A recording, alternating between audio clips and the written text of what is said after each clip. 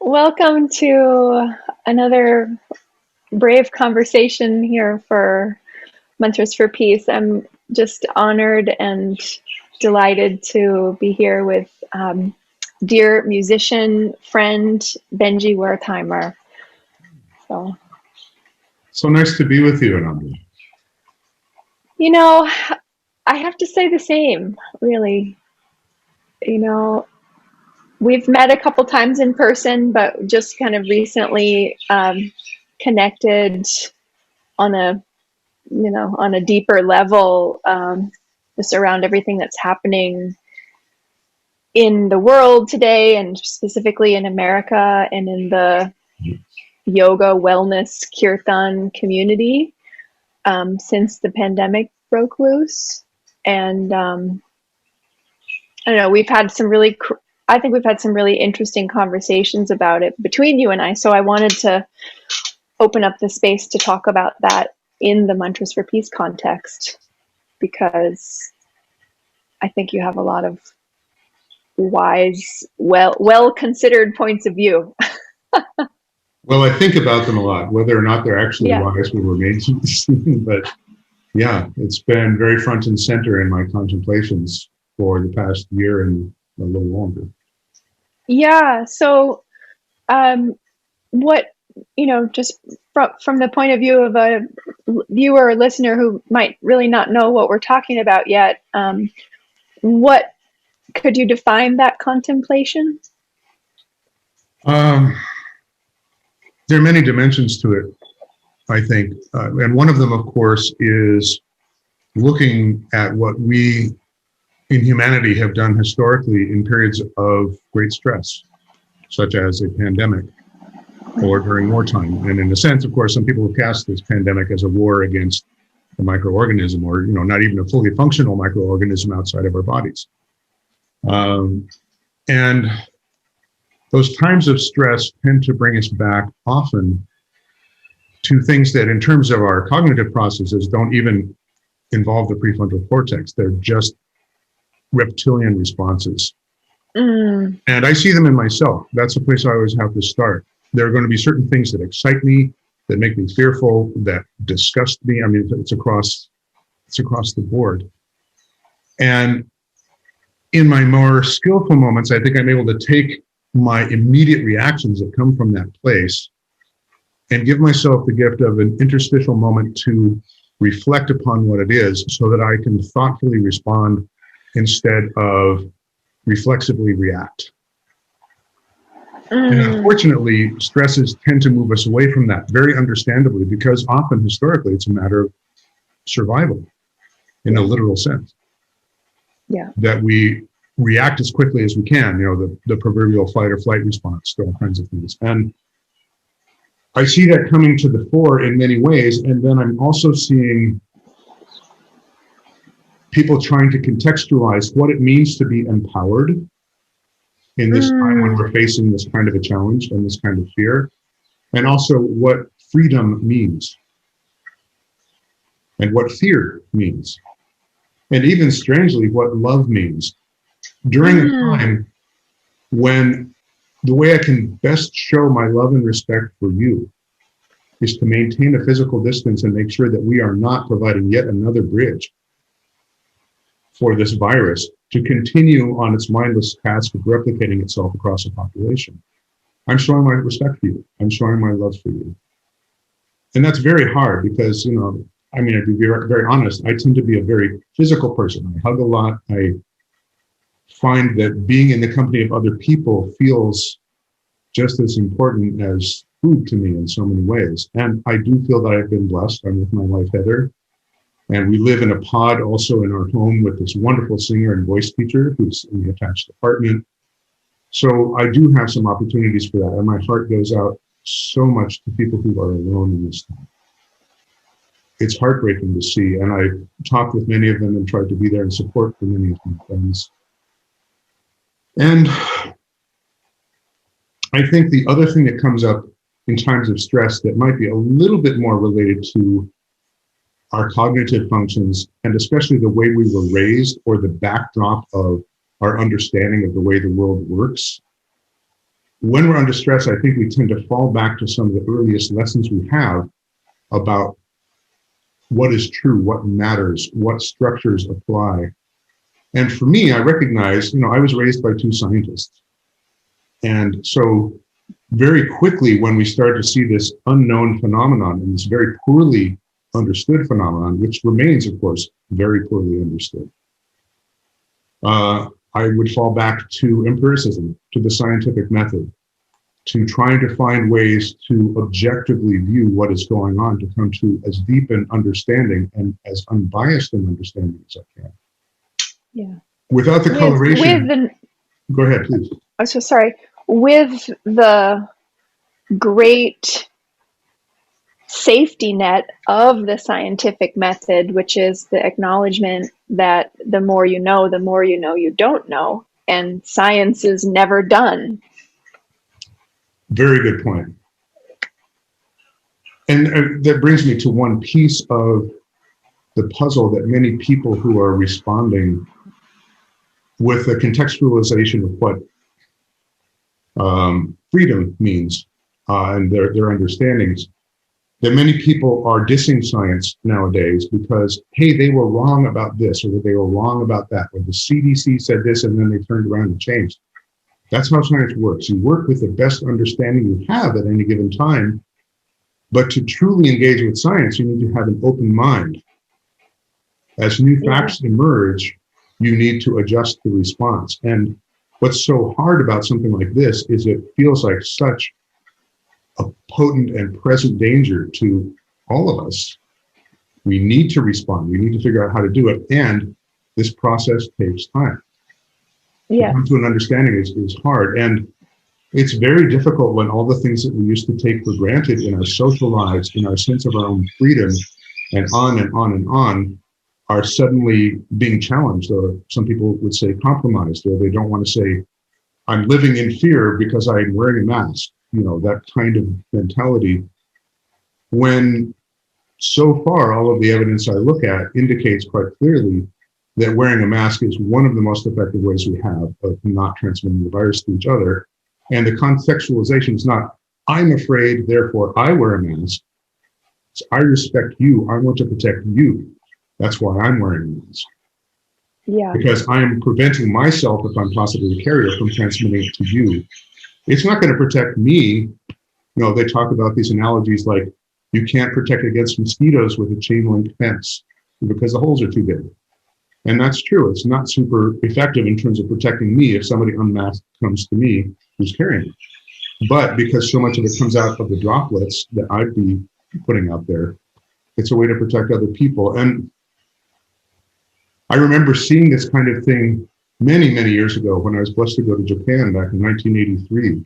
I saw many people wearing masks in public, and I thought about this, wow, are they really afraid of getting sick or something? And somebody very politely and gently told me, no, they're trying to protect the people around them. Yeah. Yeah. We don't have that, especially in American culture. It's just this, it's a very different mindset. It's a very different mindset. And, as you're talking, also because I know you, I know a bit of who you are musically and your deep skill level as a musician, and not just as I don't want to say just, but not as a musician who plays composed pieces well, but as an improvisational musician, which I think are they're very different skills. Mm-hmm. And I think that there's something to be said for that, the nuance and the relational capacity there. So I wonder, I wonder if you could tie any of that together. Like, what have you learned as a musician that you think that you can see is directly helping you respond rather than react Hmm. in this situation? Wow, thank you. That's a great question.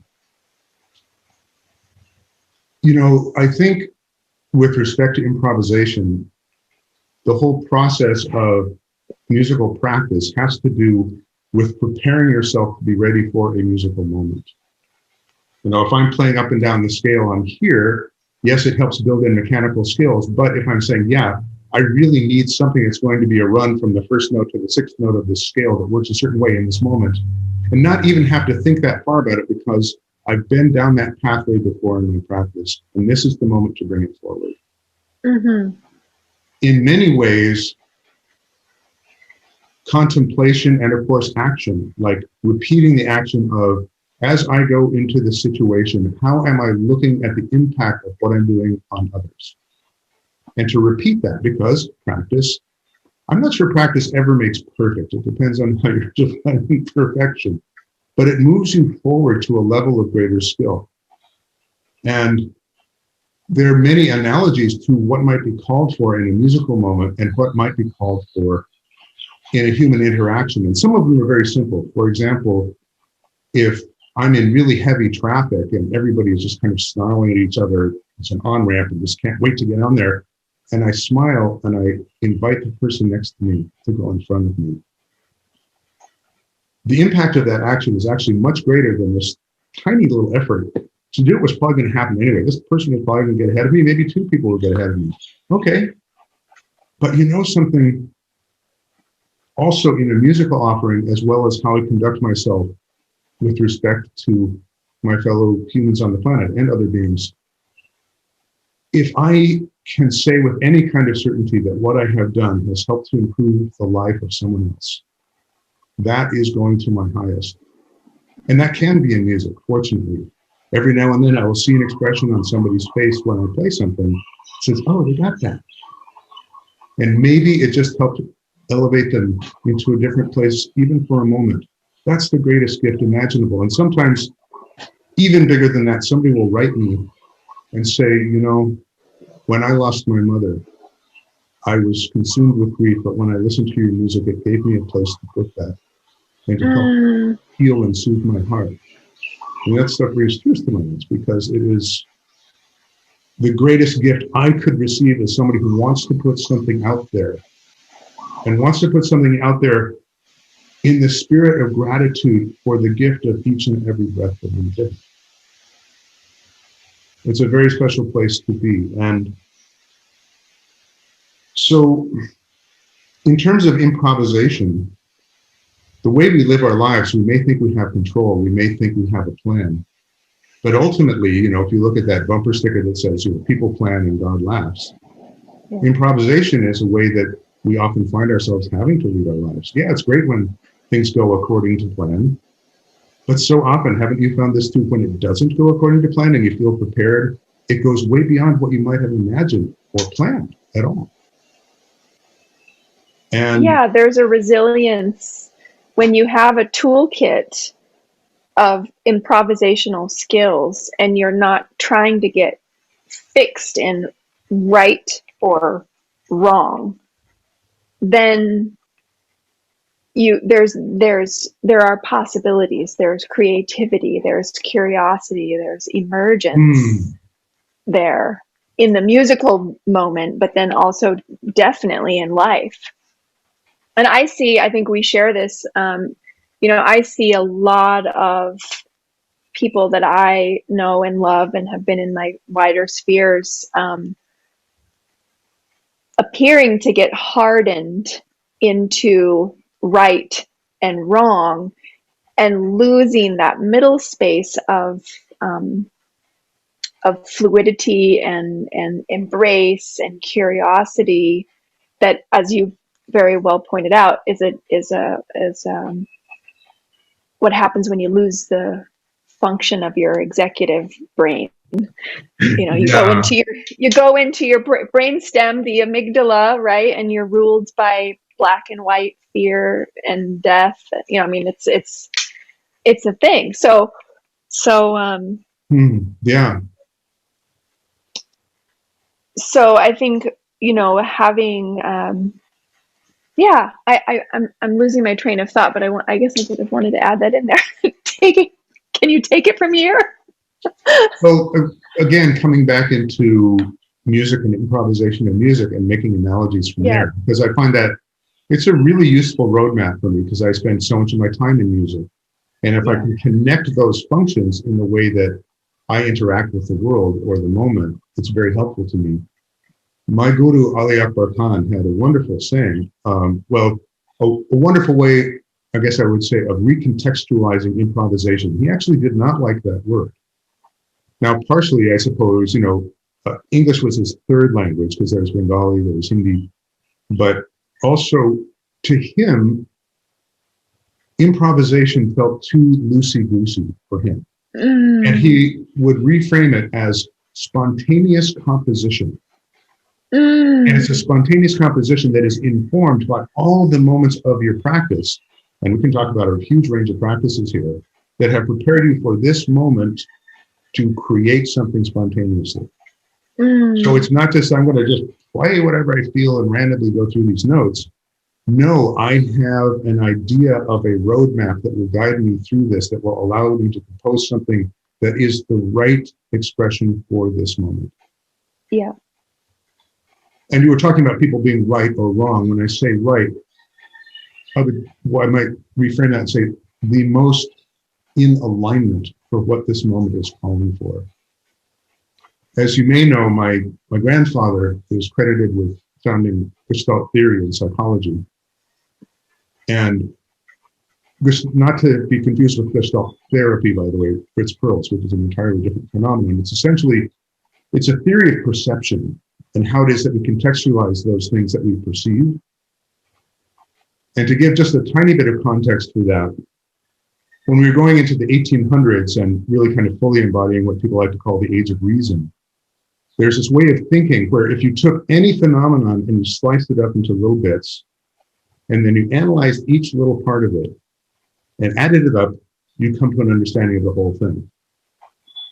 And by around the end of the 19th century, that became recontextualized into what they call transsummative thinking, meaning, yes, you take them and you analyze each part and you put them all together, but then you also look at the attributes that are unique to the whole when it's all together. My grandfather kind of flipped the whole thing on its head and said, there is no point in trying to understand the function of a part or the role of a part or what a part actually is outside of the context of its relationship to the whole. Mm. And it's interesting because it's a theory of perception, but it's also a philosophy. And I see it a lot in the Shaivite tradition that I've been studying, that when you think about Param Shiva and this concept that greatest thing that transcends all form steps itself down into form for its own delight to experience itself. Then we also have the idea, if you ask a question, what is the right response in any situation?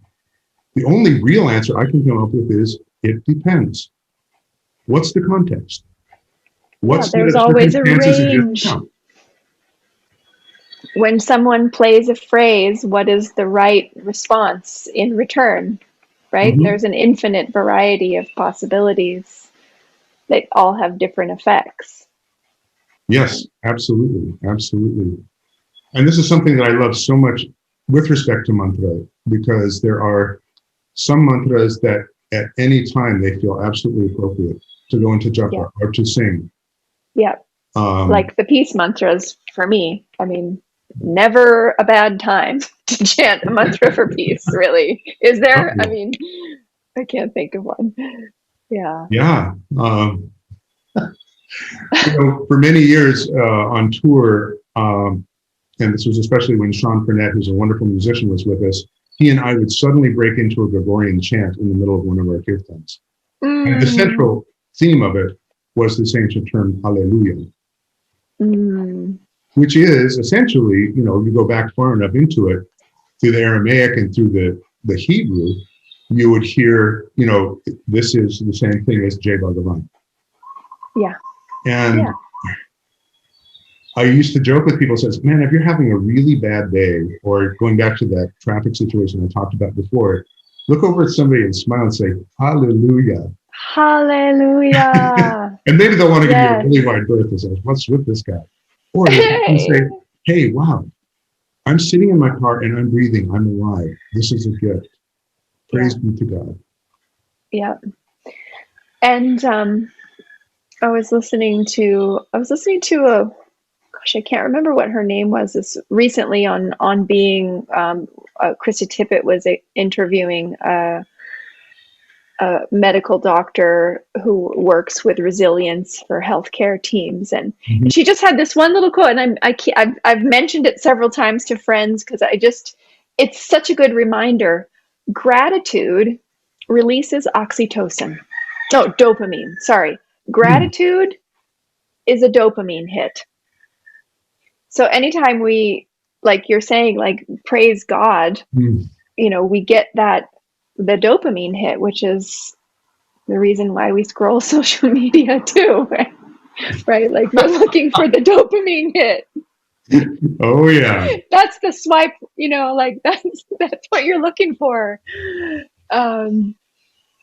And yeah, I think actually there's so much brilliance in that moment that you brought up with the traffic, because we always have an opportunity to be kind. Yes. And whatever we can do within ourselves to try to maximize that choice, like whenever the opportunity arises, do we have the wherewithal within us to choose the kind response? And don't you find that when we listen to our hearts, an understanding of that response comes quite quickly, but our mind often tends to throw in these whatabouts and what ifs and things that might be more selfish considerations. One of my favorite little stories is for 1 year I lived in Washington D.C. when I was a kid, and I went back there 1 year and was kind of on a memory train, just kind of revisiting all these places I'd been in 7th grade. And of course, one of the places I went in 7th grade to buy, believe it or not, one of these Hostess fruit pies was this little store just about 5 blocks from the place I lived.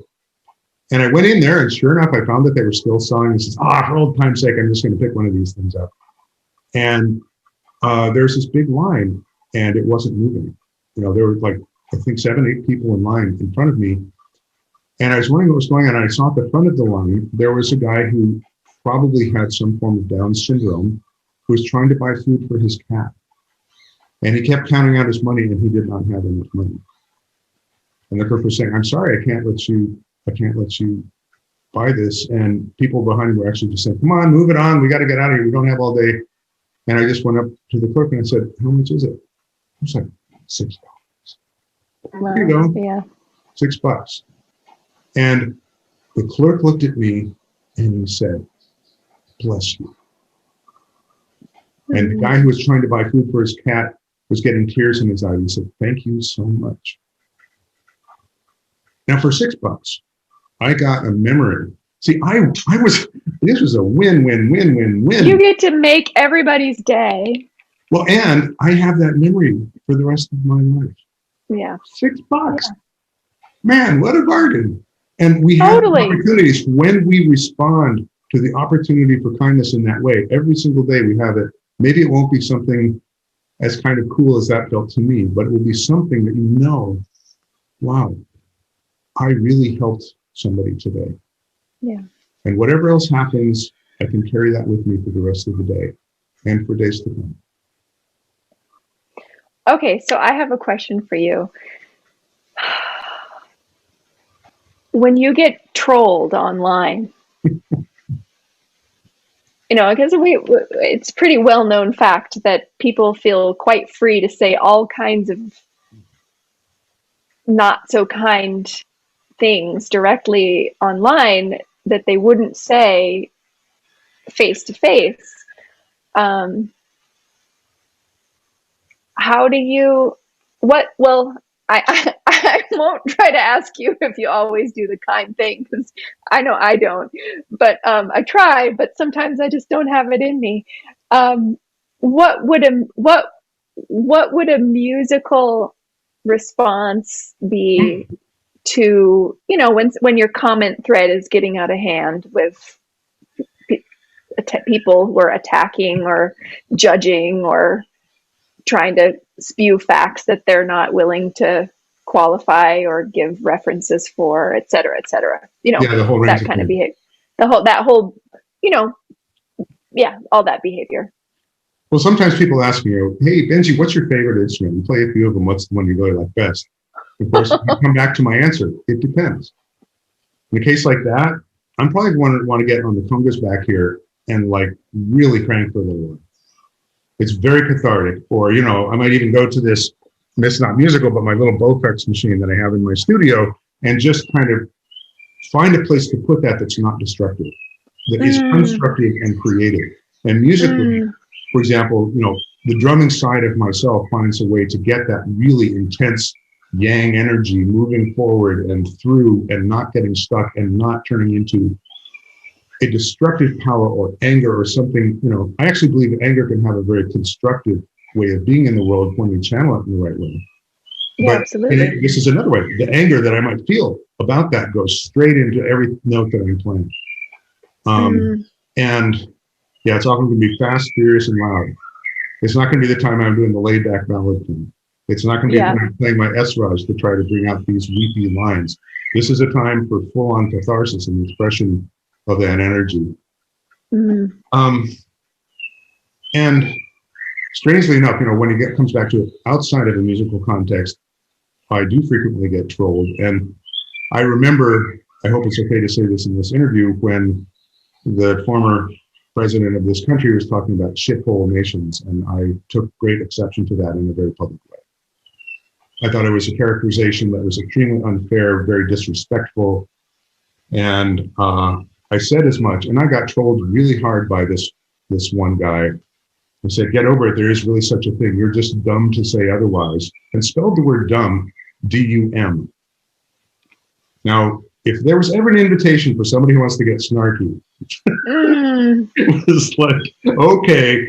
And I said, may I suggest that if you are going to cast epithets like that at me, you at least spell dumb correctly. And I hit that back into me. He came back and says, well, you really don't know that much. Try, you know, English is not my first language, but I speak 6. And I go, huh, this is not, you know, I immediately had an estimation that this was some guy who was dumb. I hate to say it, you know, my immediate response, he's dumb. Yeah. And so I go and I look at his Facebook page and I start looking through it. And then I see he's a fan of a soccer team from Montenegro that was part of the former Yugoslavia. 25 plus years ago, I was working very closely with Bosnian refugees that had some of those heart-rending stories ever. And the fact that I was able to help changed my life for the good when I was going through a very difficult divorce. And I speak some of that language, you know, like probably the vocabulary of a not terribly smart 3-year-old who's unusually focused on things like household items and employment.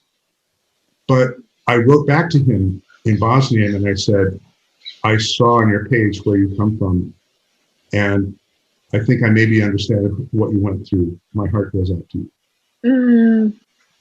And that felt like an opportunity to make that response. The same kind of thing could possibly happen musically.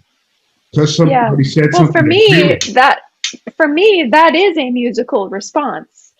Like, okay. When I say musical, I'm not talking about instruments necessarily. I'm talking about the listening and, you know, like a careful response that's nuanced to the moment, you know. Anyway. Yeah, thank you. And in that case, I would just leave it right there. That would be that was my musical response, was, among other things, looking in each moment to find a way to make some beauty or to bring forward something beautiful. And not even to see myself as the doer necessarily, but to find a way to unmask beauty that is already present in the current through something that I might do. What do you think gives you the inner resources to be able to go there instead of to the snarky place, maybe in that example? Or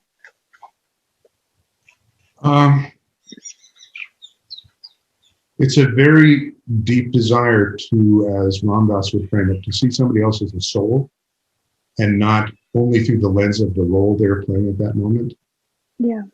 And to recognize the commonality that we have as souls, even if, for example, we hold wildly different political views, cosmological views, religious views, that there's a human on the other side of this equation. And when I reach out to that, what would I want to receive in this moment? This guy was angry. This guy was triggered. I understand that. And probably a lot of his triggering came from an earlier trauma in his own life. If we can take that moment to recognize the soul, and also, I have probably a harder time being compassionate with myself often than with others. Maybe that sounds familiar to you, probably to many people who are watching this. Mm. But what has helped me a lot was a visualization of an offering that I made that might have seemed imperfect. Yet if I was a kid, like how many people do we know who have their children's drawings just taped up on their refrigerator? And are they great works of art by the usual measures we have? But there's so much love and creativity and this beautiful desire to express that is shown in that. That's where I want to go. And to try to respond to that in others, even if they are being very mean themselves. If I go into a place of violence, even verbal violence at that point, I feel like I'm immediately falling to the lowest common denominator. And my standards for my own behavior are such that I really want to prevent doing that. I'm not saying I don't. I've certainly had my own times where I have fallen into a place of anger and said hurtful things. There's no question. But my goal, my desire, is always to respond from a place of, as we mentioned earlier, kindness, compassion, love, recognizing our shared humanity in that moment. Mm.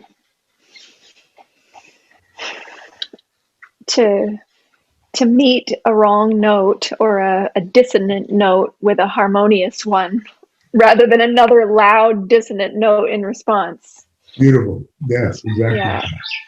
Yeah.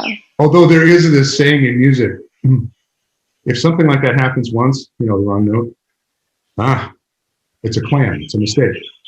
But Yeah. you do it twice, it's a riff. And Exactly. 3 times, it's a style. It's a style. Yeah, going with it. And that's part of improvisation too, the making lemonade from lemons, as it were. When something really doesn't go the way you hoped or planned, how can I turn this around to be a thing of beauty, of auspiciousness, of power, of grace, of kindness, of love, anything?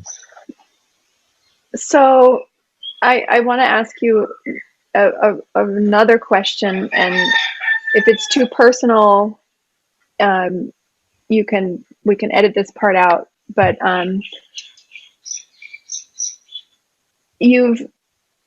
think you and I have both observed people in our communities, some close, some not so close, really change or really come out with narratives that feel shocking to me, to you. How are you dealing with that when you see a friend suddenly, no, fill in the blank? Yeah, thanks for the question. And it's hard to answer. It's not because it's too personal, it's because it breaks my heart. Mm. I've seen many, many friends that many of who have been very close collaborators, who are spreading messages of hate, of disinformation, of what I think are wildly warped ideas of what it means to be empowered or to be free. And I don't love them any less, but it breaks my heart.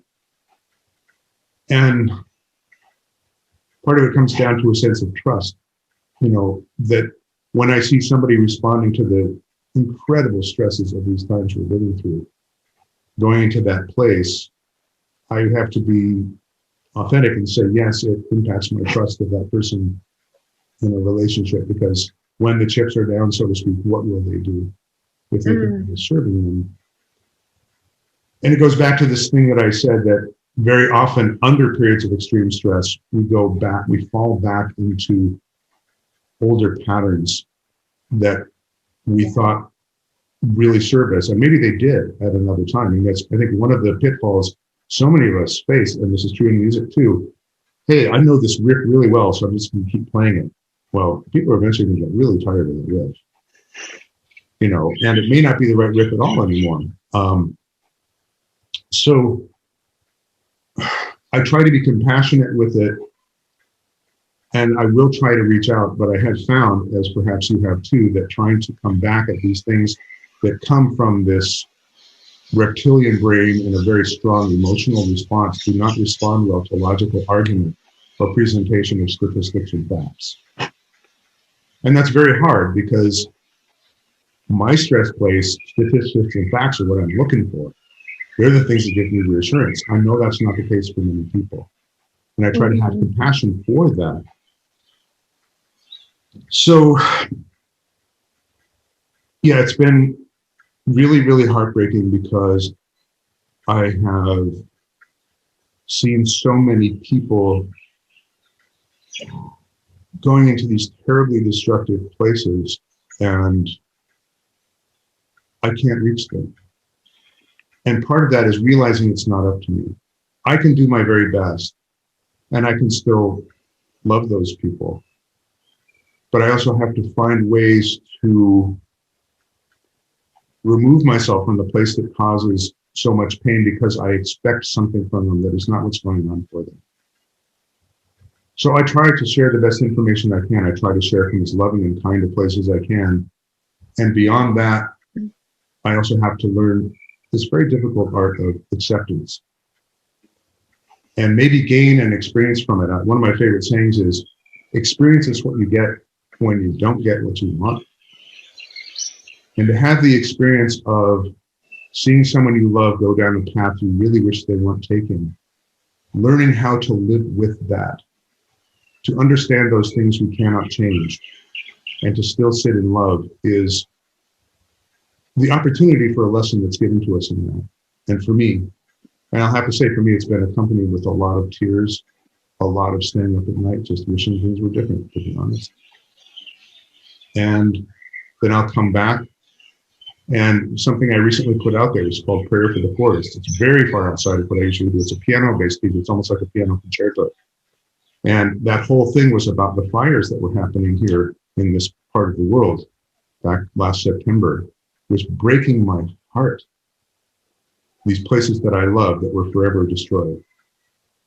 Hundreds of thousands of acres going up in flames. And part of this piece was my experience of the unbelievable cosmic beauty and power of the forest, and the tragedy of seeing what happened to it and what we were doing to it. That's where the music comes in again. And I don't think there is a greater gift than a piece of music that makes you cry. It might make you cry because you say, wow, I'm not the only one who feels this. Or somebody who would talk about, for example, Chopin's E minor prelude, a very simple, the simplest of the preludes, but the one he wanted played at his own funeral, because it is this beautiful journey of pathos and deep suffering and sadness that just consists in a journey from the note B down to the note E, carried out over about a 5-minute period of time, even less, 3 minutes probably. And it is a perfect expression of that grief. And grief in turn is this perfect reflection of the love we carry for that which we're grieving. Yeah. So that's how we can transform that kind of thing, including the grieving of relationships. I think some of my friendships have probably been lost during this time. I will always love these people, but I may not be able to engage with them. Yeah. And that is discernment too. We need to know when it is toxic for us to try. Yeah. And when for whatever reason the other does not want to engage, or has other priorities. Yeah.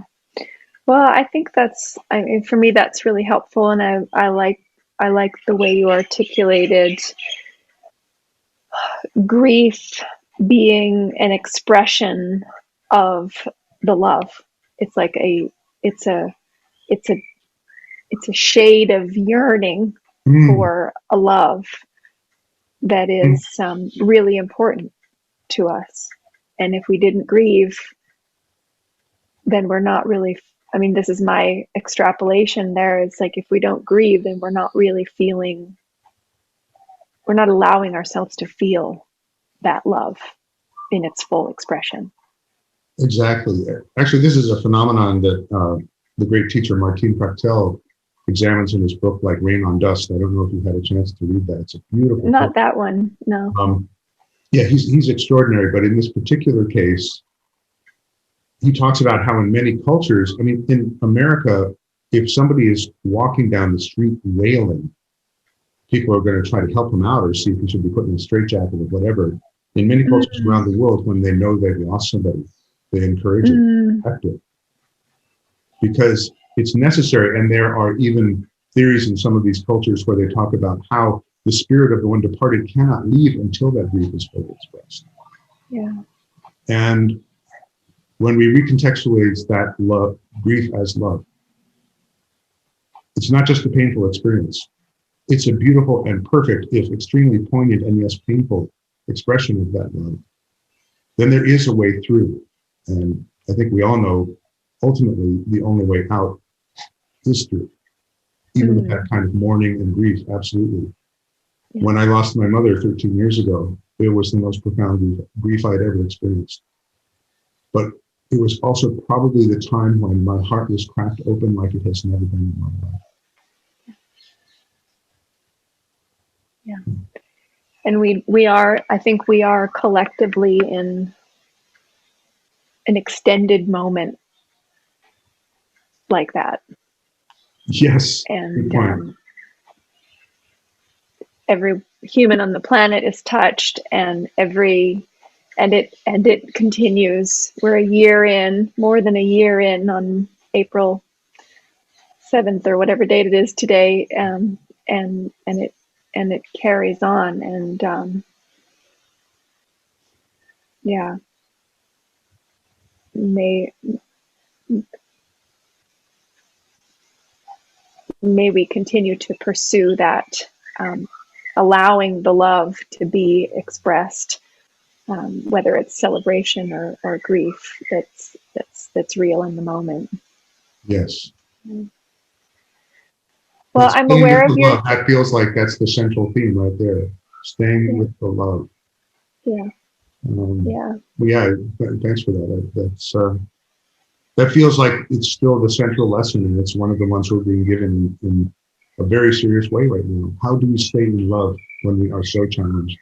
Many of us have lost people we deeply care about. You know, I have a sister-in-law who has watched person after person dying alone of COVID in critical care unit. And she's a kidney specialist. That's not, but she got pressed into service because she had to. Yeah. It's horrifying circumstances. So how can we have the utmost compassion for that, move forward in love? That's the challenge. That's the lesson. And so practice, practice, practice. Yeah. And this is a defining moment of all generations that are alive today.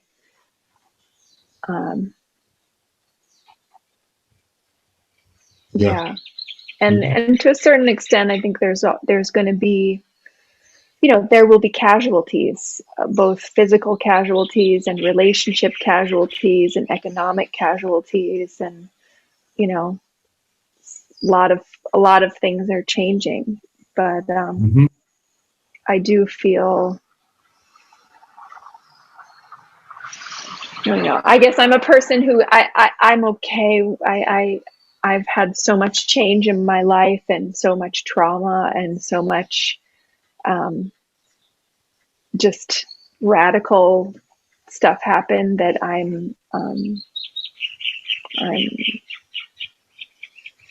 want to say, I have a sense of curiosity about where we can go from here. Mm-hmm. You know, Mm-hmm. where can we go from here, and what kind of newness we can build Mm. in and where those is our most of our conversation has been about relationships, and you know, where can we go, where do we go from here? You know, what is the repair and the reorientation? If the love was never lost, then nor diminished, then how is it going to take shape for us in the future? It's kind of a, I think that's the opportunity that is being presented by the extreme challenges we face now. yeah. It's not going to go back to the same old. I mean, if we're conscious, it certainly shouldn't. It was clearly There is no back to normal. There is something new. There's something different. There's something good coming, you know, and there's something good now, you know, but yeah, it won't go back. Time doesn't go backwards like that. No. Thank you so much for sharing your just what feels like words of love.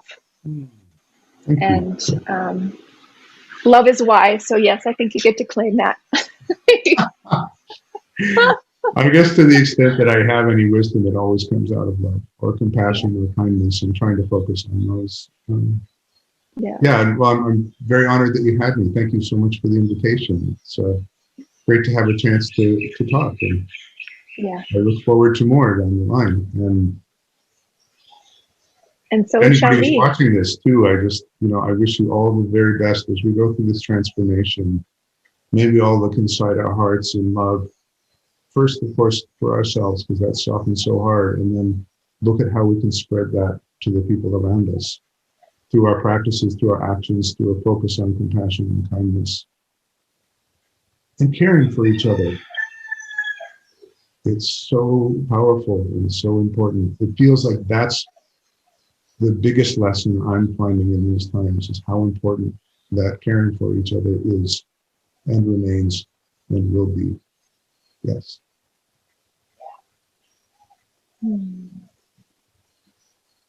Thank you, Benjy. Thanks so much for having me.